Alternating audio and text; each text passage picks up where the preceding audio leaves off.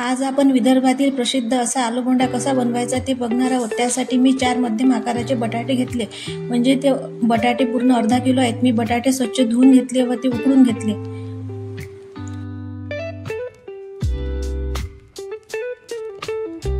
बटाटे उकडून गार झाल्यानंतर मी त्याची साल काढून घेतली। आता ते स्मॅशरने स्मॅश करून घेतले। आता आपण त्याचं स्टफिंग कसं बनवायचं ते बघणार आहोत। आता आपण त्याला फोडणी देणार आहोत। फोडणी देण्यासाठी मी आलं, हिरवी मिरची व लसूणाची पेस्ट बनवून घेतली। आता मी कढईमध्ये तेल घालून घेतलं। तेल गरम झाल्यानंतर त्यामध्ये मोहरी घालून घेतली। मोहरी छान फुलल्यानंतर त्यामध्ये जिरं घालून घेतलं। जिरं छान फुलल्यानंतर त्यामध्ये कांदा घालून घेतला व तयार केलेलं वाटण त्यामध्ये घालून घेतलं।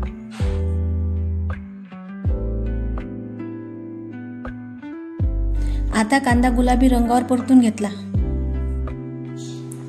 आता यामध्ये मी ओवा घालून घेतला, 1 चमचा बडीशेप घालून घेतली व थोडेसे जाडसर कुटून घेतलेले धने घालून घेतले व छान परतून घेतलं। आता यामध्ये मी कढीपत्ता घालून घेतला। कढीपत्ता तुम्ही सुरुवातीलाही घालू शकता।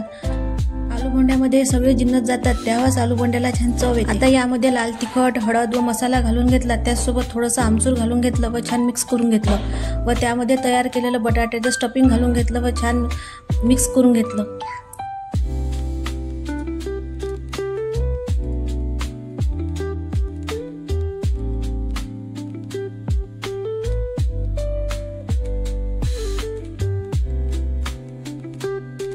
आता मी यामध्ये चवीपुरतं मीठ घालून घेतलं व एकदा छान मिक्स करून घेतलं।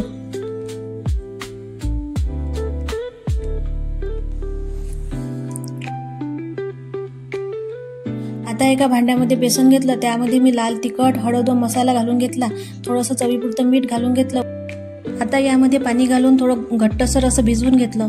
हे मिश्रण थोडंसं घट्टच असतं। आता आपण मध्यम आकाराचे गोळे बनवून घेतले व ते थोडे हाताने चपटे करून घेतले।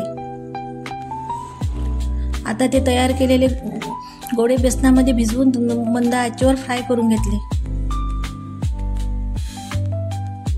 आता आलूबोंडे छान दोन्ही बाजूनी परतून घेतले। तयार आहे आपला आलूबोंडा।